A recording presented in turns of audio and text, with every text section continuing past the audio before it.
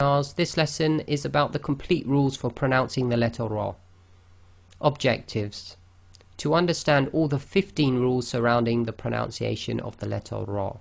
And what we're talking about here is there's 15 rules which help you to determine whether the Ra should be tafkhim or tarqiq, i.e. heavy or light. So what we've got 15 rules for the letter Ra, and they're quite complicated, but what I've done is broken them down into 3 simple groupings, which should hopefully simplify it for you. The first one is 8 rules related to when the Ra is linked to the sound of Fatha or Dhamma, in which case the Ra will always be tafkhim, and this will become apparent what I mean here in the next slide. We have 4 rules related to when the Ra is linked to a sound of Kasra, in which case the Ra will always be tarqiq. And then we have 3 exceptions for when the Ra is linked to the sound of Kasra, in which case the Ra is always tafkhim. And if you can remember these 3 groupings, once we've covered all the rules, then it becomes very easy. So let's cover the 8 rules when the Ra is linked to the Fatha or the Dhamma. Okay? So let's do an example. So when the Ra itself carries a Fatha, it will be pronounced as tafkhim, i.e. heavy, full mouth, i.e. lifting up the posterior of the tongue, making your mouth more full, the lips go slightly round, so this will be Ra. Example here, Ra bihat. What you can't say is Ra. Okay, that because when you say Ra, you sort of make a smile, which is more like empty mouth. So you cannot say Ra bihat. This is Ra bihat. When the Ra carries a Dhamma, and it's going to be pronounced just like the first one, the Ra with the Fatha is going to be pronounced. So in this case, you've got Ru, it's full mouth again. So you've got Ru sulihi, Ru sulihi. If you have Ra sakin preceded by a letter with Fatha, it goes heavy. So this will be Maur Yama. And remember, the Ma must remain light. Don't go Mar. It's Maur. And then so the Ma is light and the Ra is tafkhim, full mouth. So you've got to switch from empty mouth to full mouth very quickly. Maur Yama. Maur Yama. Then if you've got the Ra sakin preceded by a letter with Dhamma, same thing again. It's tafkhim, mur salu. Now, if you have the letter Ra at the end of a sentence, so the circle here we've put in indicates the sentence marker, or you're stopping, i.e. the Ra is going to act as if it's sakin, and the sound before it is a long vowel, Fatha alif, then the Ra will be tafkhim. So here we've got an example, now. So you've got to make remember the na is light, and then you've got to make a heavy sound with the Ra, i.e. going from empty mouth to full mouth. So now. Then if you've got the Ra acting as sakin at the end of a sentence or a stop, and the previous sound before it is the long vowel, Dhamma wow, then again it's heavy. So dhukur.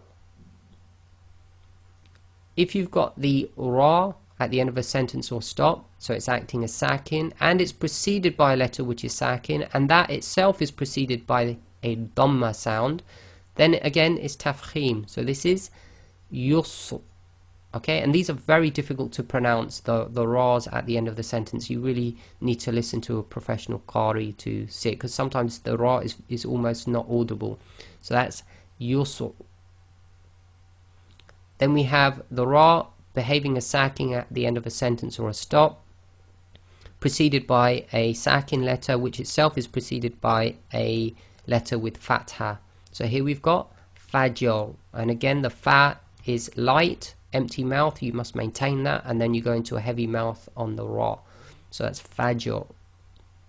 So to simplify that then, whenever the Ra carries a Fatha or Dhamma and it's going to be pronounced, or the last sound before the Ra is Fatha or Dhamma and the Ra is acting as sakin, then the Ra will be tafkhim. It's as simple as that. So you can break it down to the Ra with Fatha or Dhamma being pronounced, tafkhim, heavy, or The ra is going to be sakin, whether it's actually got a sakin or it's behaving a sakin, and the previous sound before it, whether it's immediately before it or slightly more before it, is a fatha or dhamma. It will be tafkhim, i.e. heavy, full mouth. Now let's look at the 4 rules relating to kasra. Okay, so 4 rules related to kasra are always tarqiq, i.e. the ra will always be tarqiq, except for we've got 3 exceptions coming up on the next slide. So if the ra carries a kasra, it's going to be light, tarqiq. And the easy way to remember this is when you say this ra, make a big smile. So you're going to go re. So here we have rijalun. If the kasra is sakin and the letter before it carries a kasra, again it's going to be light. So here we have tunzir. Make a big smile. If you have the ra behaving a sakin at the end of a sentence or a stop, and it's preceded by the long vowel kasra ya, it will be light. So this is khabir. And the last one here, we've got a ra behaving as sakin because of the sentence, end of sentence or a stop. It's preceded by a letter with sukun, i.e. sakin, and itself is preceded by a letter with kasra. It will be light. So here we have dhikr.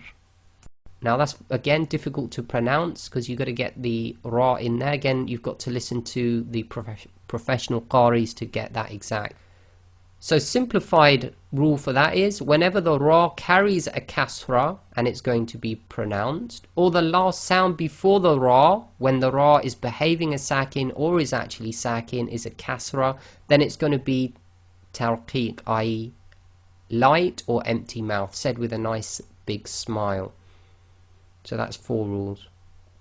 Now we'll talk about the 3 exceptions. So they're linked to the sound of kasra. So you've got 3 rules related to kasra, but they're exceptions because in this case the ra is still going to be tafkhim.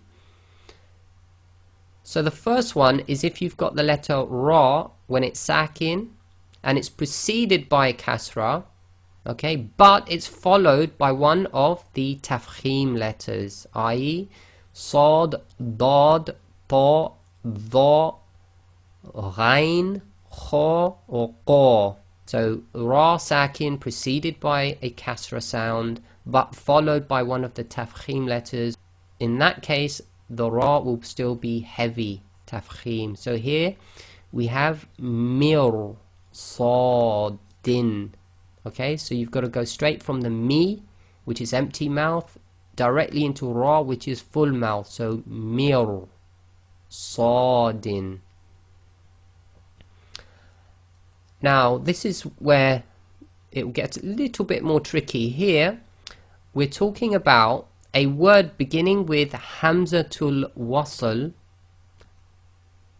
and the next letter is the ra sakin, but the sound before this word, so we're presuming the word's beginning with the hamzatul wasl, and the word before it or the sound coming before it is a kasra, then the ra